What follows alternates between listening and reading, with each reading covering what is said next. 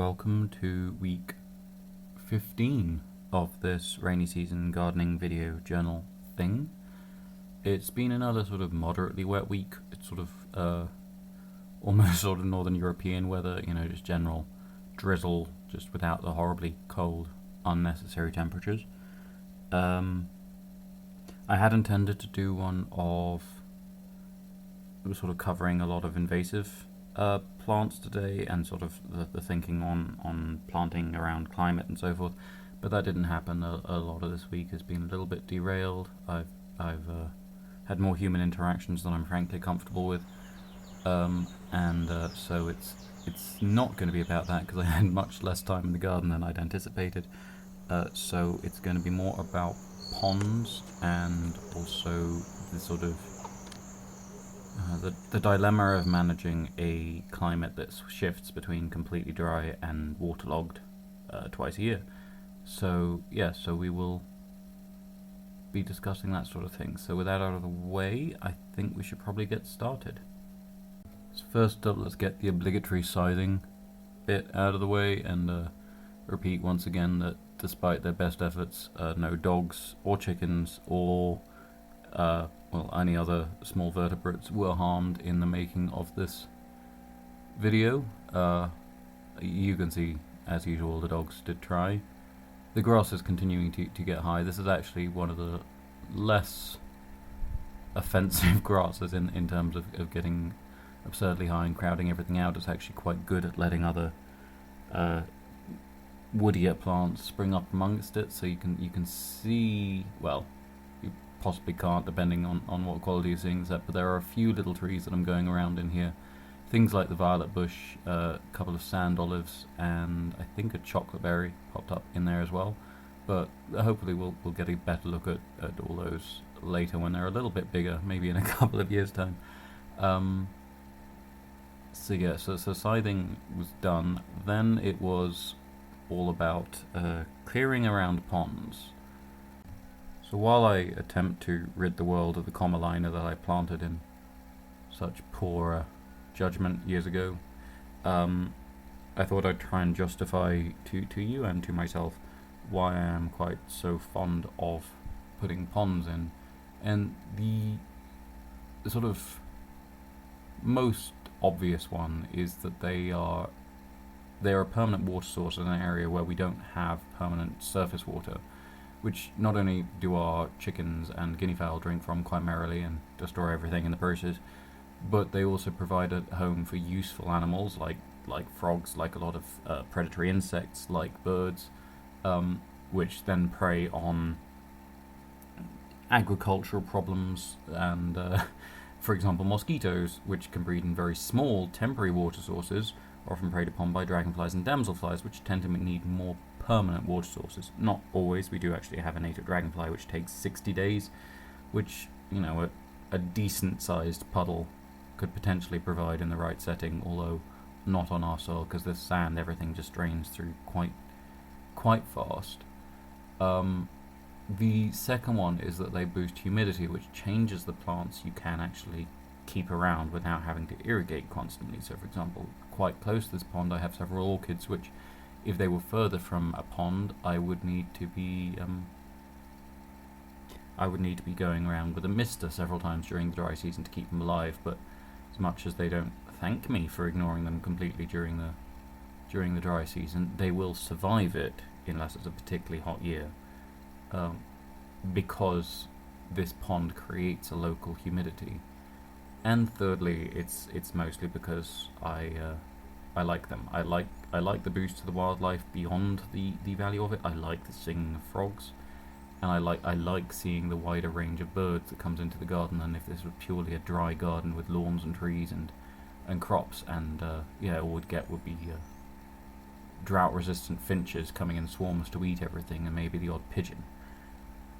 So around this pond there is actually a sort of a battle taking place between drought-resilient plants and I suppose drought-positive plants. So around a lot the Cassina pond, you will have seen that I planted mostly succulents, and that is because I think they are very good for not requiring care, and again, if they're close to a pond, then very often they will need even less watering during the dry season than they would if they were just straight in the ground. But I also wanted to build up the soil around this pond because it was very compacted, very acid. It was essentially mostly made up of sand and the leaves from the 3 flamboyants, which are a lovely Madagascan tree above it.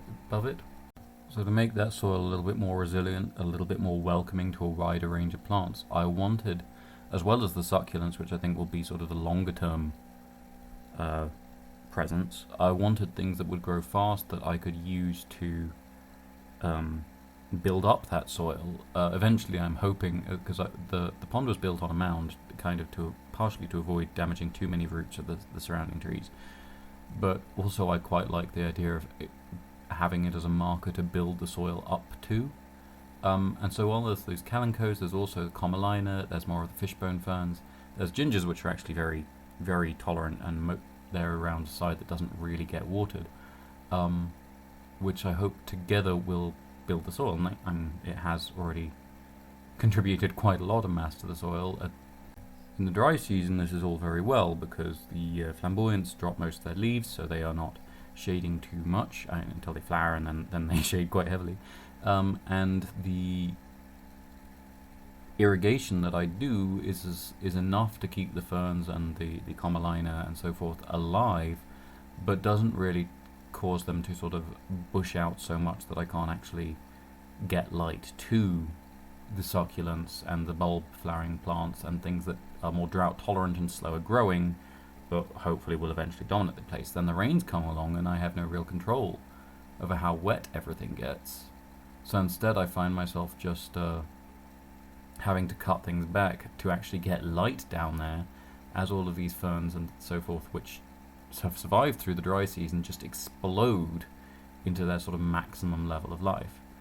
I have come to the conclusion that if I was to come up with a dictionary definition of gardening, it will be trying to convince plants that would not naturally coexist to coexist by always slightly defavoring whoever is more successful. So reducing competition and trying to create a more stable interaction between plants where there is a very clear winner. So that is more or less it for this first pond, which, I don't know, it still looks chaotic, but hopefully it's a little bit more accessible than it was in the first time, and things like the agapanthus will actually get light. The second pond needs significantly more attention than it's going to get at the moment. It probably actually needs some work because it does seem to have a bit of a leak. This is actually a pond that I didn't put in. This is one that my grandmother had put in, which was very ornamental. There was a pump and a waterfall rather than just simply a pond with frogs calling in it. But you can see it's become rather overgrown. Part of this is that in the foreground here you can see this clump of Thorn of Christ. It's less recognizable when it's not flowering. I realise now that it's on video and I should have taken close-ups, but it is already Wednesday when I'm recording this, so I'm not going out taking more footage and then rendering it and waiting to include that. So you'll just have to believe me that that's Thorn of Christ, and that my hands are currently full of the tiny little ends of thorns that I haven't been able to get out with tweezers yet, because as per usual I object to the idea of being sensible and wearing protective clothing. As per usual, when handling Thorn of Christ, always remember to wipe the sap off your skin if it gets on there as fast as possible, and don't neglect the hairy areas on the backs of your hands, although once more it is far less unpleasant about that than the pencil tree, which really leaves a mark if you don't get it off. So if you're wondering why there is a giant thorny barrier between the path and the pond, which makes it quite hard to see the pond, it is mostly because although this frog currently only has platanas and puddle frogs living in the pickerel weed, originally we did try and have fish in this pond, so there were one of the native small tilapias in here for a while. I don't know if anyone ever put them there or they just turned up because, I don't know, something stopped to wash one and it got away. But they were quite persistent for a long time. but then we also had some young koi in here for a while when I was quite small, but our dogs at the time got a lot of ticks and fleas, so they were often dipped or wearing flea collars, and it meant that whenever they went into the pond, they drastically reduced the quality of life for any aquatic organisms they're in, which is not ideal. So this was planted to try and keep them from doing that. I don't think it was fully effective. The koi all gradually vanished, and the other fish also seem to have died out entirely at this point. But now the Thorn of Christ has reached a point where it's not just dogs it would stop the access to, it's everything. And our current dogs, we use different, hopefully less environmentally disastrous approaches to try and keep them free of ticks and fleas. So it's not so much of an issue if they decide they want to go swimming. We did also have a dog that liked to catch things that lived in the water, but I think that was a relatively minor factor in the level of destruction, and she has long since gone to the big goat yard in the sky, I suspect, is most appropriate for her. But yeah, so what I'm currently doing is I'm trying to chase that Thorn of Christ down, so it's a barrier to sort of walking straight up to the pond, and so that they stay low and they flower nicely, but they don't actually block the view of the pond. I will probably have to do a second one of these, because generally speaking, when I'm cutting Thorn of Christ back, however hard I'm cutting it, I try to cut it to a point where there is a green part coming off, and when it's got very leggy, that can often be quite a long way back, and there will still be quite a length of it without any life. So you get a little bit of light to that, you wait for it to spring out again, and once it's sort of bushed up further in, then you can cut it back to another green point without worrying that you are just depriving it of all photosynthetic opportunities. One of the perennial problems at this time of year is, well, I'm not actually sure they're perennial, some of them certainly are, but I think most of these are actually annual vines, which tend to choke up this hibiscus bush beside the pond, and they drag it down, so it lies directly on top of the pond rather than sort of spreading out nicely over it in a way that is inviting to tree frogs to make their nests, but hopefully not actually making the pond completely inaccessible. And because I'm very happy to build the soil in front of this as well, it's not so much grass out the front as it is a whole bunch of calincos which only stay low because I cut them down as regularly as I remember.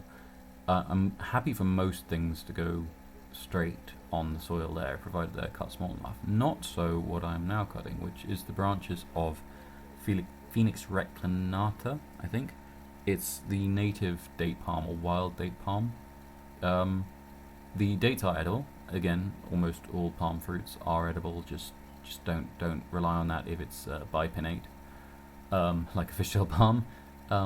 And this is the type of palm tree which I semi-accidentally convinced a friend was genuinely called a Headstabber palm when we were pruning one in someone else's garden.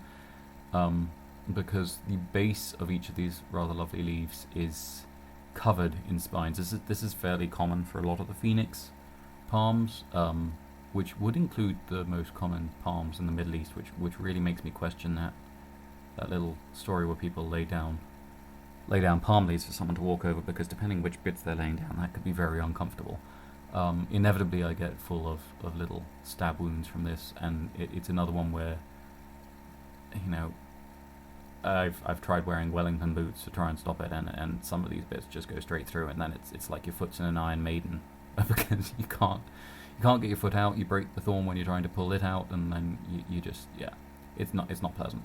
So sometimes a few little cuts are less painful, but these will actually rot fairly fast. So I'm going to pop them out of the way somewhere that I don't currently have much planted, and where I won't be sticking my grounds in the soil the next year or so. My grounds in the soil, my hands in the soil for the next year or so. And so that should rot fairly fast. The pickerel weed, which I know I'll be getting to in a moment, you can see me chucking commelina everywhere. I planted one piece of this, and it is now everywhere. Over about sort of an acre and a half, it has decided it is going to be the main low-level cover, and in places it's even trying to climb up some of the trees.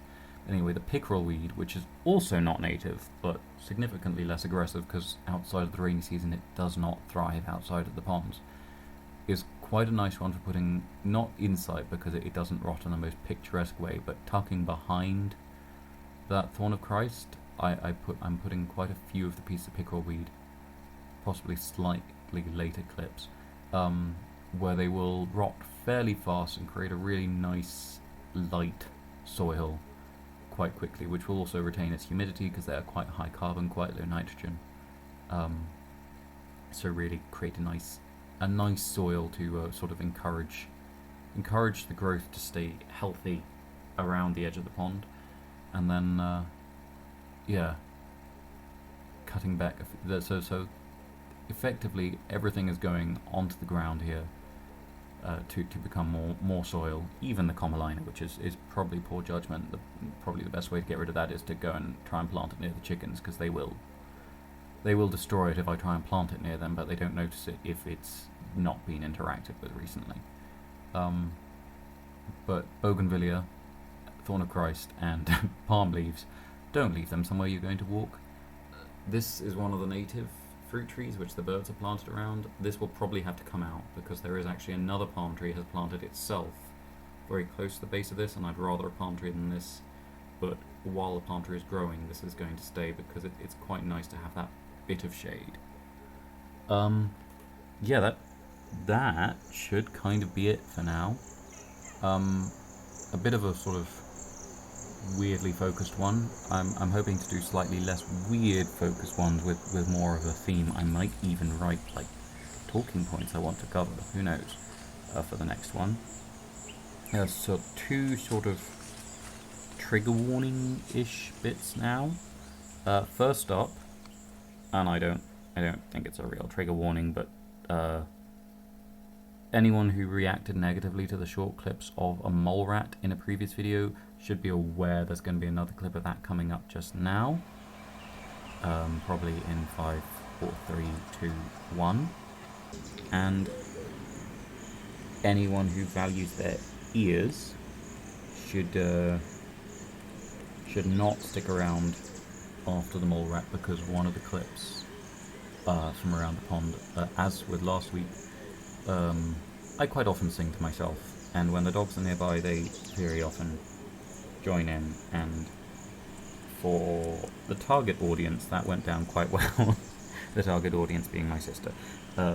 So there is that there, and if you don't want to hear dogs howling along and me singing, what was it, a sort of mashup of two different versions of Hound Dog very badly, then you should leave just after the molerat does, okay? And that should be it. So thank you so much for watching, if you've watched all the way here, and yeah, goodbye. Oh yeah, and if by some miracle I'm more organised next week, see you next Tuesday.